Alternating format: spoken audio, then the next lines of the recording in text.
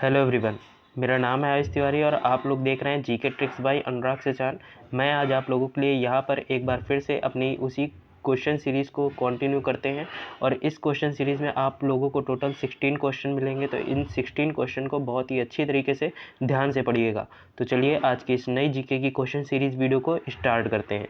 तो दोस्तों यहाँ पे जो आपको जैसे ये क्वेश्चन दिए हुए हैं, ये आपके जितने भी क्वेश्चन हैं ये सारे जियोग्राफी के आपका जो ये पृथ्वी वाला चैप्टर है जिसमें आपका पूरा सोलर सिस्टम है, उससे रिलेटेड यहाँ पर जितने भी क्वेश्चन बनते हैं मैंने आप लोगों के लिए यहाँ पर क्वेश्चन किए और ये जो क्वेश्चन है वो आप लोगों की प्रीवियस एग्जाम में पूछे जा चुके हैं। तो इन क्वेश्चन को बहुत ही ध्यान से देखिएगा। तो चलिए आज की इस नई क्वेश्चन सीरीज वीडियो को स्टार्ट करते हैं।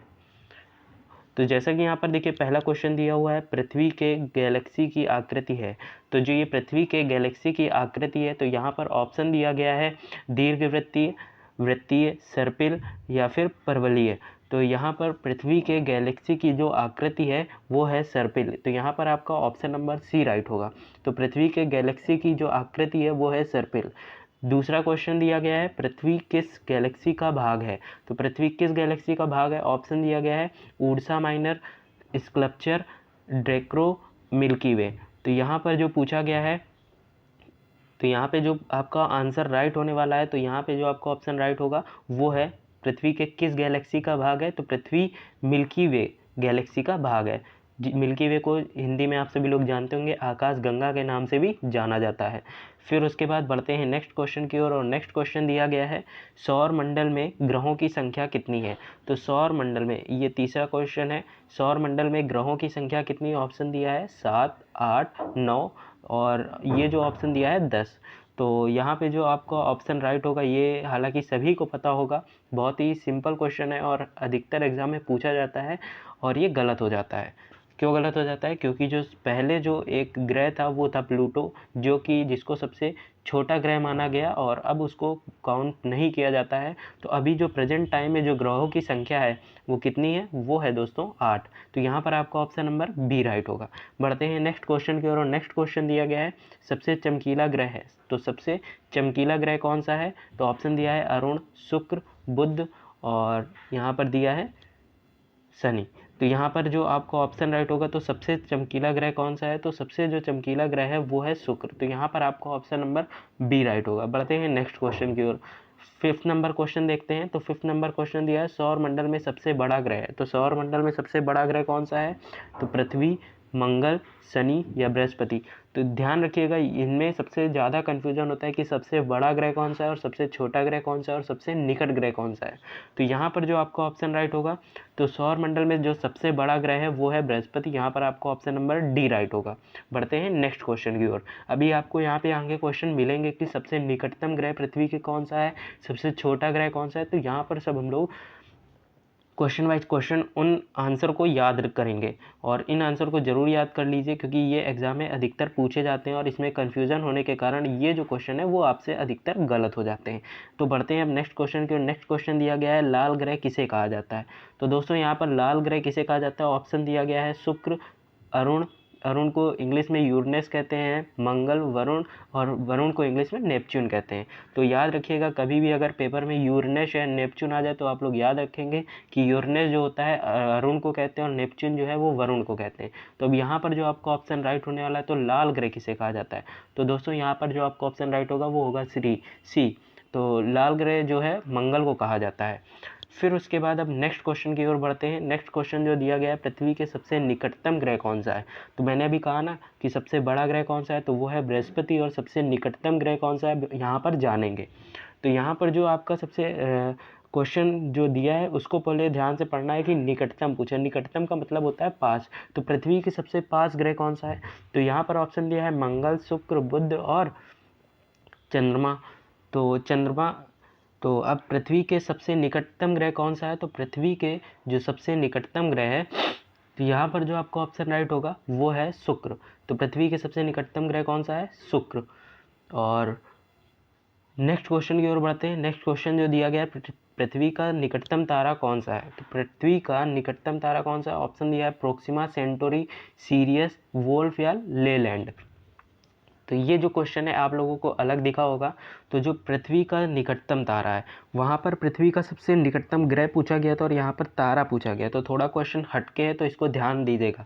तो यहाँ पर जो पृथ्वी का निकटतम तारा है, तो यहाँ पर जो आपको ऑप्शन राइट होगा, तो पृथ्वी का निकटतम तारा है Proxima Centauri, option number A right होगा। तो ये क्वेश्चन जो है मुझको लगता है आप लोगों के लिए अलग होगा, तो थोड़ा सा इस क्वेश्चन को ध्यान दीजिएगा, अक्सर एग्जाम में पूछ देता है और आप लोग कंफ्यूज होके आ जाते हो। तो यहाँ पर जो है याद रखिएगा कि यहाँ पे पूछा गया पृथ्वी के सबसे निकट ग्रह, यहाँ पर ग्रह की बात की गई और यहाँ पर तारा की बात की गई है, तो तारा और ग्रह में बहुत बड़ा डिफरेंस होता है। तो यहाँ पर जो आपका ऑप्शन राइट होगा, तो तारा पूछे तो प्रोक्सिमा सेंटोरी और ग्रह पूछे तो शुक्र होगा।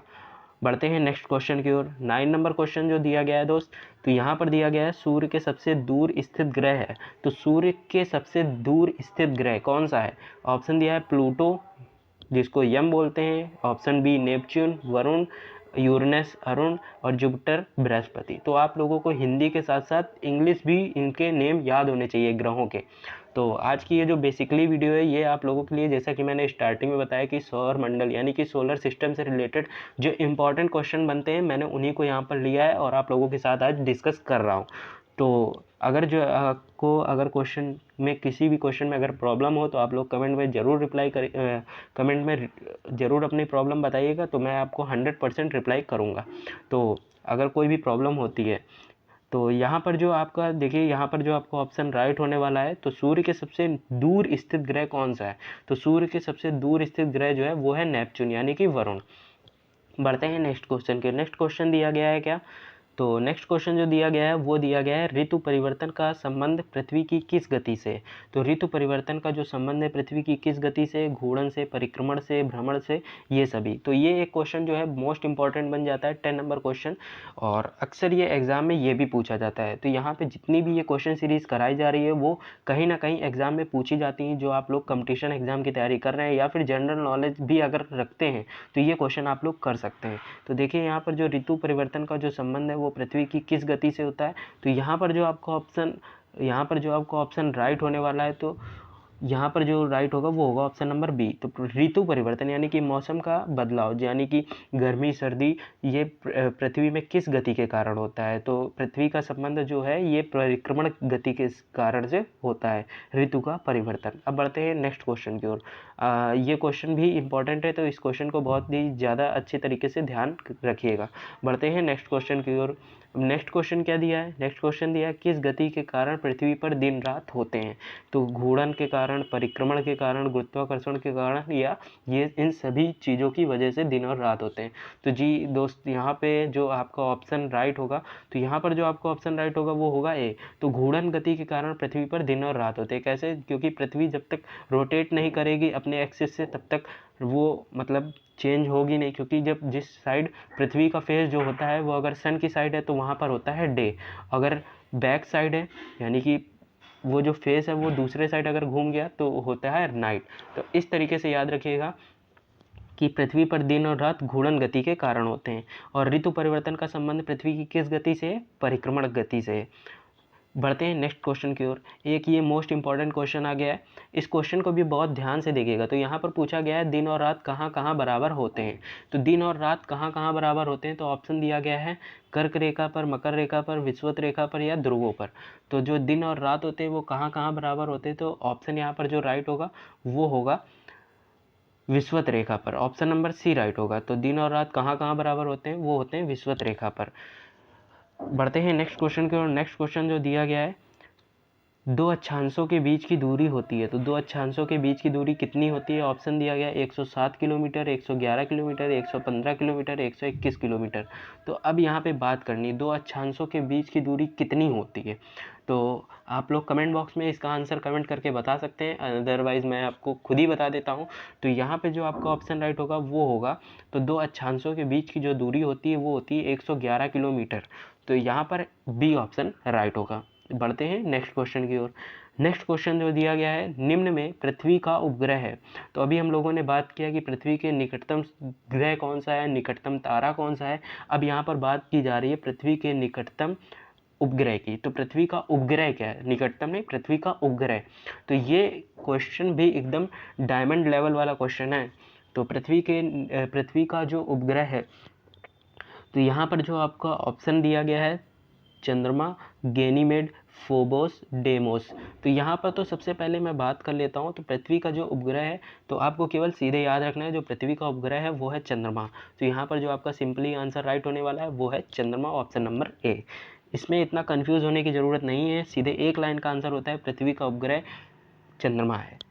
तो यहाँ से काफ़ी अच्छे क्वेश्चन बनते हैं। तो अब नेक्स्ट क्वेश्चन की बात करते हैं। पृथ्वी में से किस तिथि को दिन और रात बराबर होते हैं? तो पृथ्वी में किस तिथि को दिन और रात बराबर होते हैं निम्नलिखित डेट में? तो ये ऑप्शन दिया है 21 मार्च, 23 सितंबर, 22 सितंबर और ए व बी, यानी कि 21 मार्च और 23 सितंबर दोनों में।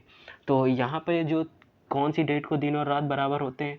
तो यहाँ पर जो आपका ऑप्शन राइट होने वाला है वो है ऑप्शन ए भी राइट होगा और ऑप्शन बी भी राइट होगा। अब कैसे? तो 21 मार्च और 23 सितंबर को, जी हाँ दोस्त, ये इन दो तिथि को दिन और रात बराबर होते हैं। तो यहाँ पर आपका मेनली ऑप्शन जो राइट होगा वो होगा ऑप्शन नंबर डी। बढ़ते हैं नेक्स्ट क्वेश्चन की ओर। आज का ये लास्ट क्वेश्चन है। तो इस क्वेश्चन को भी बहुत ध्यान से देखना। यहाँ पर जो दिया गया है, एक सेकंड स्लाइड कर लेता हूँ। हाँ, यहाँ पर जो क्वेश्चन दिया गया है वो दिया है चंद्र ग्रहण होता है। चंद्र ग्रहण कब होता है? जब, क्या दिया गया है, पृथ्वी एवं सूर्य के बीच में चंद्रमा आ जाता है। सूर्य, पृथ्वी एवं चंद्रमा एक सीध में होते हैं। पृथ्वी एवं चंद्रमा के बीच सूर्य आ जाता है। पृथ्वी, सूर्य एवं चंद्रमा के बीच में आ जाती है। तो यहाँ पर जो आपका ऑप्शन राइट होने वाला है वो है ऑप्शन नंबर डी। तो पृथ्वी, सूर्य एवं चंद्रमा के बीच में आ जाती तब होता है चंद्र ग्रहण। कब? जब पृथ्वी, सूर्य एवं चंद्रमा के बीच में आ जाती है। तो यहाँ पर जो आपका ऑप्शन राइट होगा वो होगा ऑप्शन नंबर डी। तो ये थी आज की हमारी क्वेश्चन सीरीज़। अगर आप लोगों के लिए ये वीडियो ज़रा से भी हेल्पफुल रही हो तो इस वीडियो को कर देना लाइक, क्योंकि ऐसी ही क्वेश्चन सीरीज़ हम लोग आप लोगों के लिए लाते रहेंगे और आप लोगों को वीकली ये क्वेश्चन मिलते रहेंगे। तो आज के ये जो क्वेश्चन थे वो काफ़ी हद तक उनका लेवल जो था वो नेक्स्ट लेवल था, एग्ज़ाम में पूछे गए हैं। तो इन क्वेश्चन को बहुत ही ध्यान से पढ़िएगा और कहीं पर भी आप लोग नोट कर सकते हैं। तो अगर आप लोगों के लिए ये वीडियो ज़रा से भी हेल्पफुल हो तो इस वीडियो को लाइक करना, अगर चैनल पर पहली बार हो तो चैनल को सब्सक्राइब करना और दोस्तों के साथ शेयर ज़रूर करना। और ऐसी ही वीडियोस हम लोग लाते रहेंगे और मिलते हैं अपनी नेक्स्ट वीडियो में। तब तक के लिए जय हिंद, वंदे मातरम।